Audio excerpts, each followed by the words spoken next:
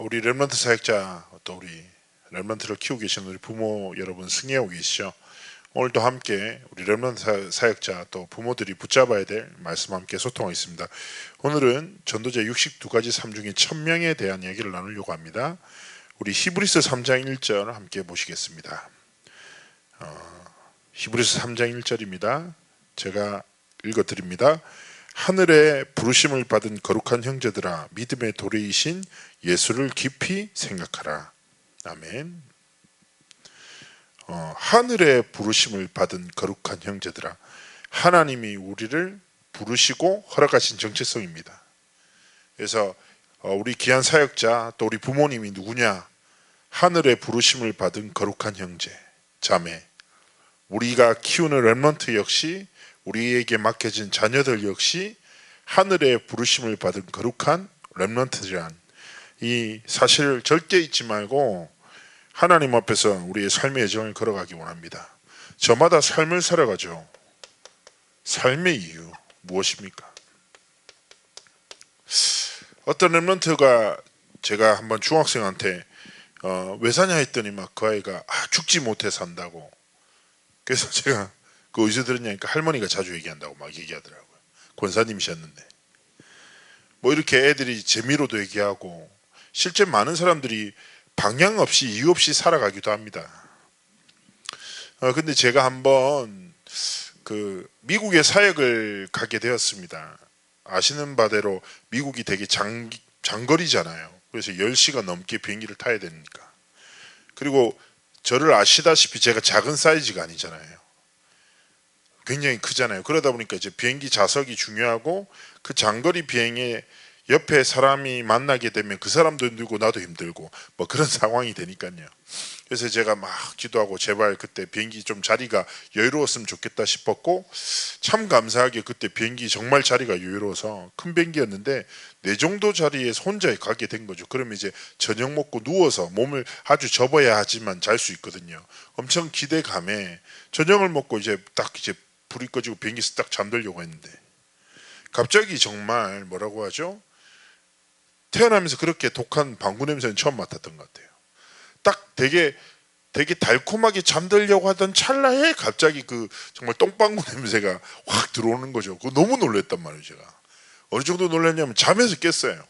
기분도 나쁘고 도대체 누가 이 사람이, 그러니까 제가 이렇게 누워 있으니까 제 앞에 시트에 아마 이제 가까웠겠죠. 그러니까 이제 바로 직격탄을 맞았는데, 그래가지고 제가 하도 어이가 없어가지고 이제 앞에 봤더니 되게 지적인 아주머니 하나가 뭘 잘못 잠수셨는지 막 눈 감고 되게 계시더라고. 제가 뭐라 할 수도 없고, 그 잠 깨고 어둡고 당황스럽고 그 맨 뒤에 비행기 앉았었거든요.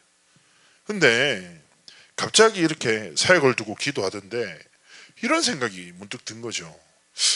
정말 이 비행기 안에 수백 명의 사람이 있는 거죠. 제가 맨 뒤에 있으니까. 근데 저마다 인생의 여정을 걸어갑니다. 똑같이 비행기를 타고 가요. 목적지를 향해. 근데 저마다 다른 이유를 가지고 여정을 가게 되는 거죠. 그때 제가 진짜 감사한 게 뭐냐? 야, 내가 참 하나님만으로 이 인생의 여정이 하나님의 목적과 이유에 방향 맞춰 가고 있구나. 얼마나 감사한지. 여러분, 오늘 히브리서 3장 1절 봤잖아요. 거룩한 형제. 거룩이 뭐냐? 거룩. 뭐 영어로는 홀리라고 하는데요. 쉽게 얘기하면 구별되다라는 거예요. 구별. 그럼 이 거룩함은 세상과 사람에게 있지 않은 영역이거든요. 오직 하나님만 거룩하십니다. 하나님의 거룩함으로 우리를 하나님의 것으로 구별하신 것. 수많은 집이 있지만 하나님이 구별하신 집을 성전이라 하고, 수많은 책이 있지만 하나님의 것으로 구별된 책을 성경이라 합니다. 수많은 인생이 있지만 하나님의 것으로 구별된 자를 누구라 합니까? 성도라고 하지요. 하나님은 우리를 부르시고 구별된 하나님의 목적과 이유를 주신 것입니다. 제가 여쭙겠습니다. 왜 사십니까? 머리로 동의하는 거 말고 진짜 내 가슴에서 하나님의 부르심이 여러분의 삶의 이유가 되고 있습니까? 하나님의 부르심 앞에서 흔들림 없이 믿음으로 이 길을 걸어가고 계십니까? 그리고 우리의 자녀들이, 우리 렘넌트들이 어떤 길을 걸어가기 원하십니까?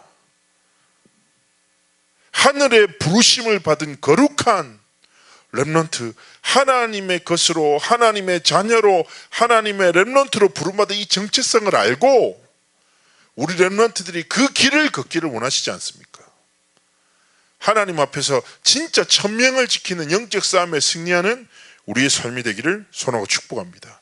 자, 우리가 먼저 좀 봐야 될 게 뭡니까? 시대입니다. 이 시대의 가장 큰 특징이 뭡니까? 하나님 없다 합니다. 하나님 믿는 걸 어리석다 하죠. 이번에 코로나19 사태 때도 보시면 교회에 대한 핍박이 들어오죠.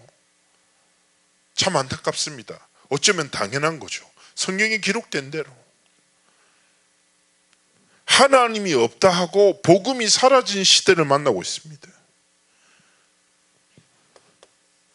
복음이 희미하고 하나님이 없다는 시대. 이 속에서 저는 이 시대의 흐름보다 더 큰 문제는 무엇입니까? 앞으로 계속 다가올 미래의 재앙입니다. 미래 재앙 중에 가장 무서운 게 무엇입니까? 4차 산업혁명 때문에 직업이 사라지는 겁니까? 경제적 재앙입니까? 아니면 코로나19 분명히 지나가겠죠. 또 다른 이런 감염이나 문제가 생기는 겁니까? 저는 진짜 무섭다고 생각하는 가장 무서운 재앙이 뭡니까? 후대들에게 이 하나님의 복음이 전달되지 않는, 복음이 더욱더 희미해져 버리고 사라지는. 여러분, 세상이 하나님 없다라는 것은 당연하죠. 그 속에서 방황한 건 당연한 겁니다. 근데 중요한 건 뭡니까? 우리 교회입니다. 우리 후대들입니다.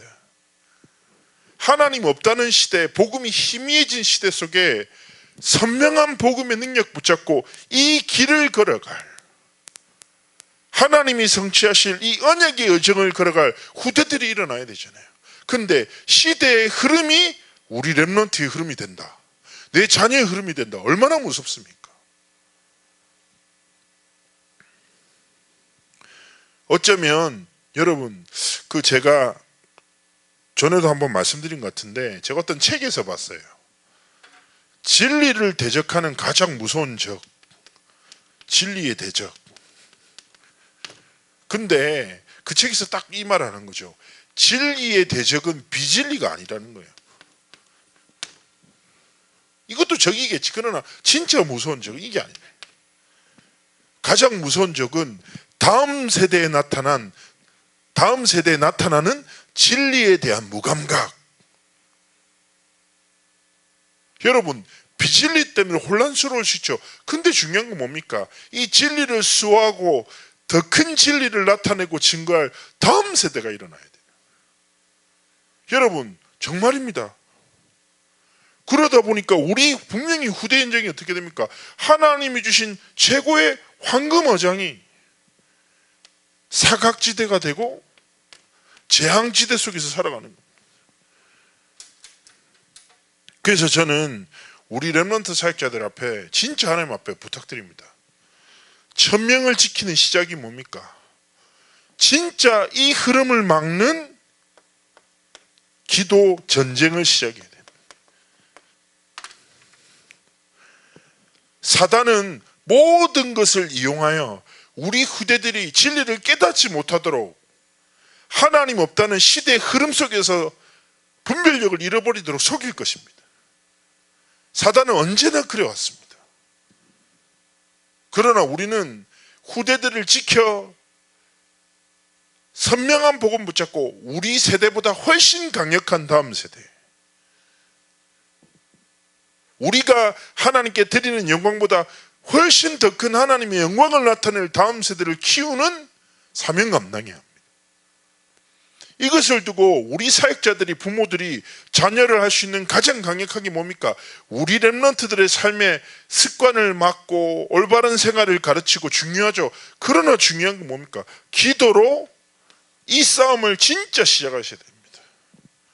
하나님이 주신 예수 그리스도의 권세로 우리 이 시대의 흐름이 아니라 하나님의 언약이 우리 후대의 흐름 되도록, 우리 자녀들이, 우리가 가르치는 렘넌트들이 그렇구나, 하나님이 주신 삶의 목적이 내 삶의 이유가 되고 하나님의 소원이 내 소원되는 그 언약 속으로 들어가는 그 은혜, 정말 후대 역사는 모든 사단의 권세를 그리스도로 완전히 무너뜨리는 영적 싸움이 시작되기를 축복합니다.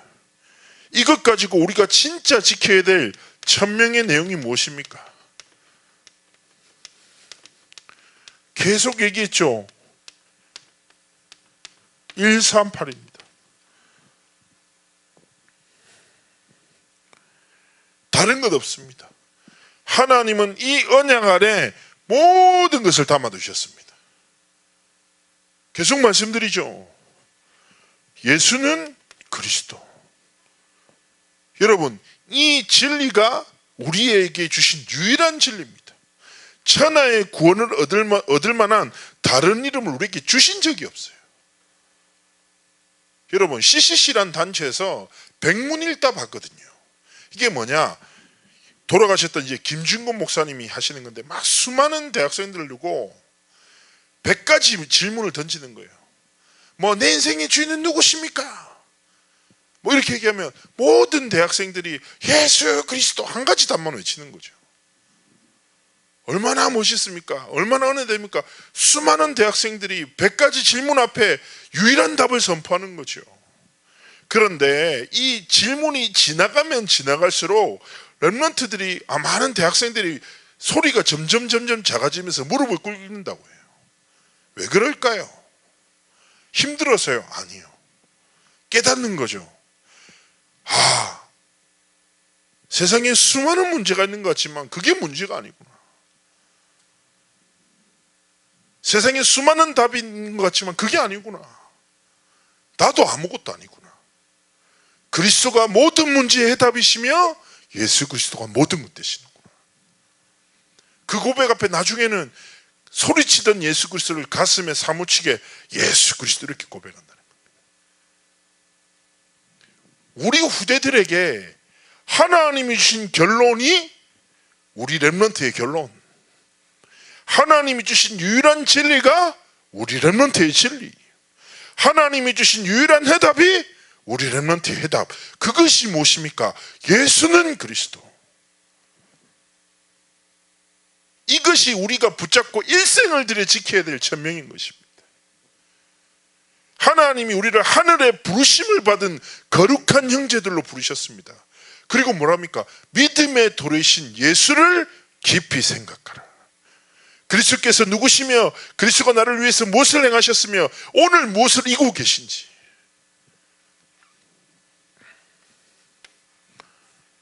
이 사람을 통해 하나님 뭐 하십니까? 하나님 나라의 일을 완성해 나가시는 거죠. 말씀드리잖아요. 하나님 나라가 뭐라고요? 하나님이 내게 주신 배경이자 이 땅 가운데 이뤄나갈 사명이자 하나님이 우리 일생 주신 소망이라고. 여러분, 한국 시민권 괜찮아요. 세계적으로 괜찮습니다. 그러나 하나님 우리를 어디 부르셨습니까? 빌립보서 3장 20절에 말합니다. 우리의 시민권은 하늘에 있다. 누가요? 바울이. 진짜 이 가치를 알고 하나님의 나라의 일에 방향 맞추고 오늘을 살아간 것입니다. 그리고 이 길을 걷는 자, 그리스도의 이름을 믿고 증거할 자, 다음 세대에 전달할 자, 하나님의 나라를 꿈꾸며 이룰 자에게 하나님이 주신 유일한 힘이 무엇입니까? 성령의 충만함입니다. 성령의 능력 붙잡고 어떤 삶요? 증인의 삶과 길을 걷기를 하나님이 원하신 거죠. 이게 무엇입니까? 천명의 내용이에요.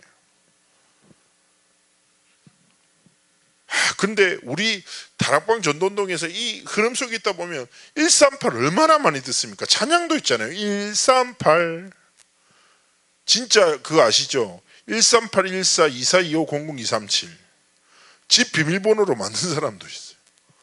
심지어 저는 한번 전에 게임할 때인데 아이디 만났다니까 138 14 24 25 00 237 그 내가 너 랩런트니? 제 게임 아이디가 빅 랩런트거든요. 당신도 렘넌트 되게 반갑더라고요. 게임 잘 못하긴 했는데 얼마나 축복되는 세대입니까? 근데 이게요, 들은 것 아는 것 아니라 뭐예요? 가진 것. 내가 살아가는 것이 되어야 됩니다. 사단은 모든 것을 이용해서 이 천명의 내용을 붙잡지 못하도록 속여요. 하나님이 천명 안에 모든 것을 담아두셨습니다. 내가 잘나든 부족하든 어떤 일을 하건 어디에 있건 이 길을 걷기를, 이 꿈을 꾸기를, 이것을 소망하며 살아가기를 원하시는 것입니다. 그렇구나. 하나님이 그리스도를 증거하기 위해서 나를 부르셨구나. 이게 내 천명이구나. 그리고 내가 진짜 뭐요? 하나님의 나라를 이룰 자로, 성령의 증인으로 하나님이 나를 부르셨구나. 이 길을 걷기를 하나님 원하시는 것입니다. 이것 붙잡고요, 우리가 어떻게 이 천명의 지속을 계속 누릴 수 있습니까? 첫 번째입니다. 스티븐 코비가 얘기했죠. 성공하는 사람들의 7가지 습관. 무엇입니까? 소중한 것을 먼저 해라. 천명을 지속하는 가장 중요한 시작은 무엇입니까? 우선순위를 빼앗기지 않는 것입니다.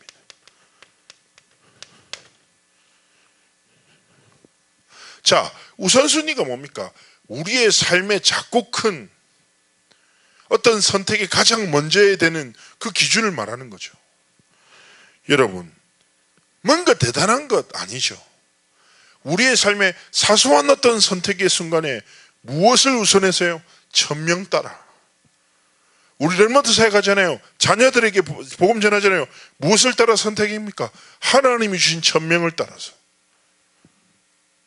하나님이 우리에게 원하시는 게 딱 그겁니다.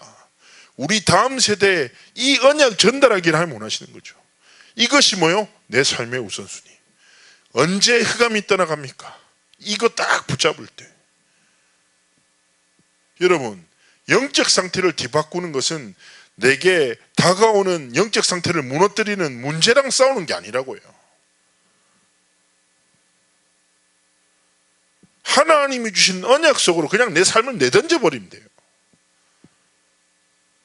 마태복음 6장에 기도에 대한 가르침이 있거든요. 거기서 말씀하시는 게 뭡니까? 하나님이 이렇게 말씀하십니다. 예수님이, 야, 내가 네가 필요한 게 뭔지 다 아니까 네 필요를 구하지 마. 네가 할 것은 뭐예요? 6장 33절에 얘기한 거예요. 먼저 그의 나라와 의를 구해. 그리하면 내가 모든 것을 내게 다 할게.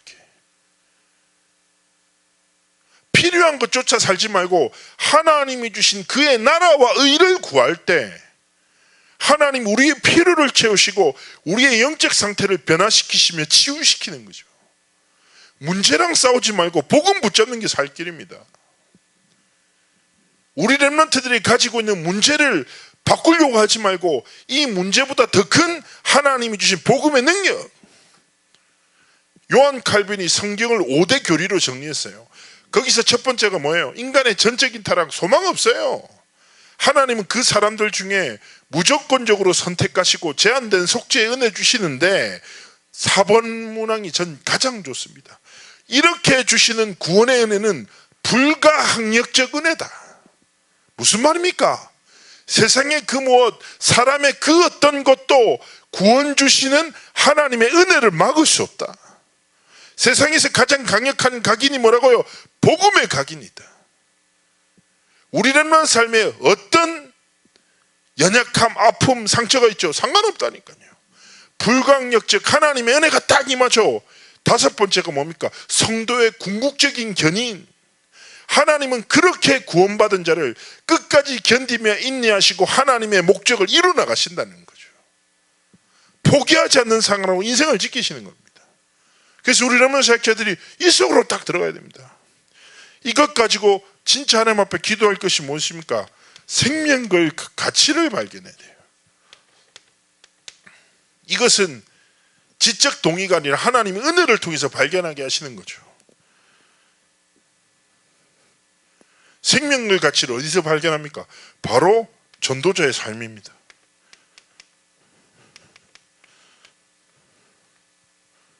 전도자의 삶을 지속하다 보면 진짜 하나님이 주신 복음의 가치를 발견하게 되거든요. 여러분, 저는 그렇게 생각합니다. 말씀 기도가 무엇입니까? 말씀은 오늘 말씀을 통해 하나님이 내게 주신 음성에 귀를 기울이고, 기도는 무엇입니까? 그 말씀을 통해 하나님이 주신 음성을 따라 내 마음을 드리는 기도. 전도는 무엇입니까? 그 하나님의 언약 붙잡고 기도하고 나갈 때 현장을 향한 하나님의 마음, 만남을 향한 하나님의 계획을 발견될 때 시작되는 거죠. 이 속에서 우리는 무엇을 깨닫습니까? 복음의 가치를 발견해 나가는 겁니다. 하나님의 은혜로 이 가치를 찾아 나가는 거죠. 이 가치를 발견하죠. 삶의 우선순위가 뒤바뀔 수밖에 없습니다. 이 우선순위를 깨닫죠. 이 가치를 따라 살아갈 수밖에 없습니다. 이것을 우리는 지속합니다. 내 노력 아니요, 의지적 결단 절대 불가합니다. 꿈도 꾸지 마십시오. 여러분의 경험으로 여러분, 우리 후대들의 인생을 바꿀 수 없습니다. 오직 뭐요? 하나님이 주신 복음의 능력. 천명의 내용을 통해 하나님이 내 인생을 변화시키셨듯이 우리 후대들의 길을 변화시키신 겁니다. 결론입니다. 그렇다면 하나님 앞에 우리가 어떤 기도점을 붙잡아야 될까요?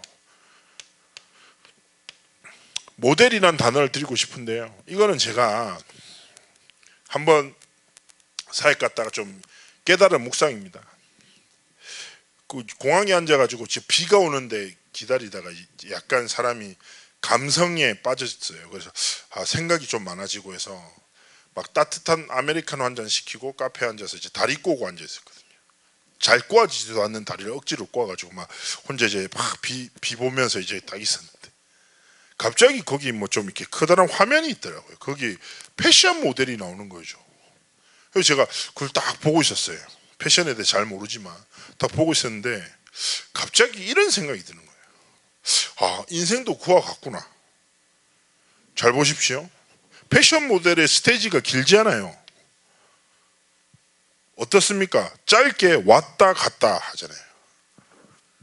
그래서 저는 어떻게 생각했냐면, 인생 렘넌트로 자라나다가 중직자로 하나님 앞에 돌아간다. 인생이다. 그럼 나는 지금 무대의 정점에 서 있을 수 있겠구나, 내 나이가. 그죠? 렘넌트로 막 성장해요, 짧은 시간 동안. 그리고 하나님 주신 업과 지능을 통해서 무대에 딱 화려한 시간을 맞는 거죠. 그리고 나이가 딱 들면서 중직자로 자라나고 나이가 들면서 인생을 정리해 나가는 거죠. 인생 진짜 왔다 가네. 그런데 보십시오. 패션 모델의 가장 아름다운 덕이 무엇입니까? 이 짧은 무대를 통해서 무엇을 나타내는 것이 최고의 것입니까? 바로 디자인의 의도를 가장 잘 전달하는 모델이 최고의 모델입니다. 모델이 드러나면 안 돼요. 누구요? 디자인의 의도를 나타내는 거예요. 그러면서 제가 딱 그걸 보면서 이런 메모를 적으면서 기도했습니다. 하나님, 내 인생도 인생이 살다가 죽음이 꿈 같다. 다 그렇게 표현해서 찬송가에서. 그렇죠. 왔다 가는 인생인데, 하나님, 내가 나를 나타내고자 살지 않고 나를 지으시고 하나님의 거룩한 백성, 자녀로 전도자로 삼으신 하나님의 명확한 의도가 내 인생을 통해 나타나도록, 하나님이 주신 그리스도 안에 나라 성령 충만함이 내 일생을 통해서 증거되어지기를 하나님 앞에 소망했습니다. 여러분, 무엇을 따라 살 겁니까? 보니까 지금도 뭐 뉴스를 하나 봤더니 국제 유가가 급락하니까 거기에 뭐 어마어마한 개미 군단이 몰려들어서 투자한다고. 그렇죠? 대단한 것 같습니다. 딱 시대 흐름 보고 빈틈이 있다, 거기 막 모든 것을 쏟고. 중요하죠. 그러나 그것 따라 살고 싶습니까? 아니요. 하나님 앞에서. 그리고 이 모델을 딱 보면요, 다음 세대도 그 길을 따라 걷게 됩니다. 하나님 앞에서 진짜 천명의 내용을 가지고 지속의 삶을 통해 시대의 흐름을 막는 영적 싸움 시작하는 우리의 삶이 되기를 주의 이름으로 축복합니다. 제가 기도하겠습니다. 하나님, 한 주간의 삶과 길을 축복하셔서 천명의 정말 내용을 알고 하나님의 부르심 앞에 사명 감당하는 우리의 삶과 길이 되도록 함께하여 주옵소서. 감사드리며 살아계신 주 예수 그리스도의 이름으로 기도합나이다. 아멘.